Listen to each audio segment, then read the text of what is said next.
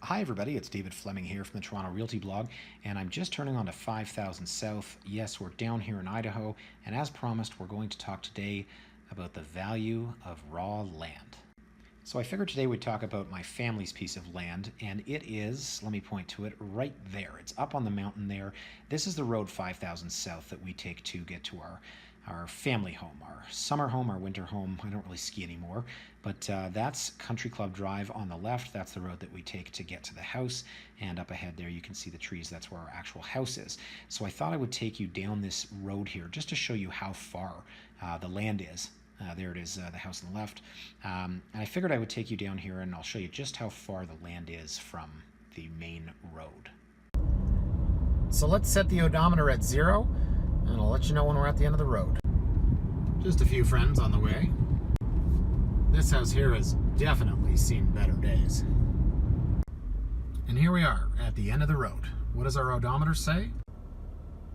Exactly 2 miles. Okay, let's hang a left here.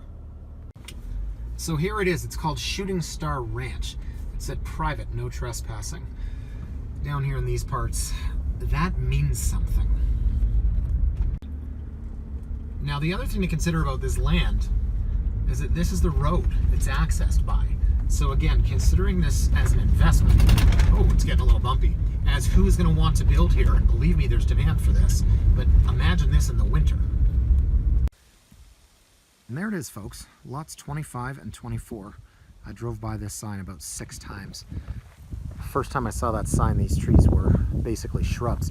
So lots 24 and 25, and honestly, I was here probably 9 or 10 years ago. I'm gonna see if I can dig up that photo of me standing in front of that sign.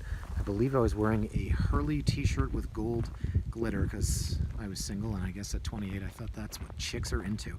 Anyway, so here it is, guys. This is 14 acres. So again, I ask, do you derive any pleasure? Is there any additional marginal utility from owning raw land? So you can see in the distance, and it's too bad it's completely clouded over, but that's the valley below. This is one of the most sought after lots in the area, but of course so many of them are for sale because of what happened in the real estate market here.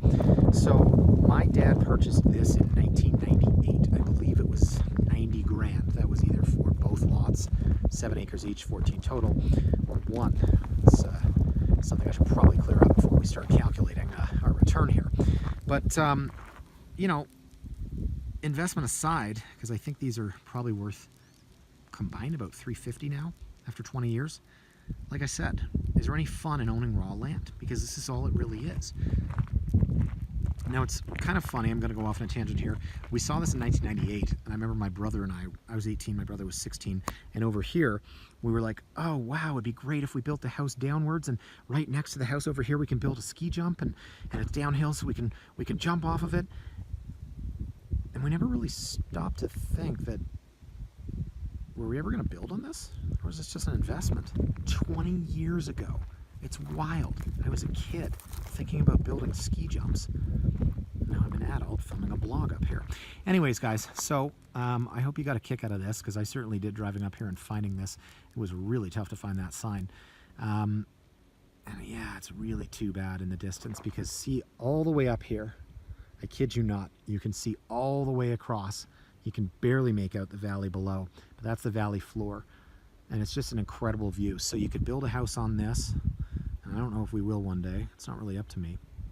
But there's 2 topics of conversation here. Number 1 is it fun to own raw land? And number 2, how did this investment turn out in the end?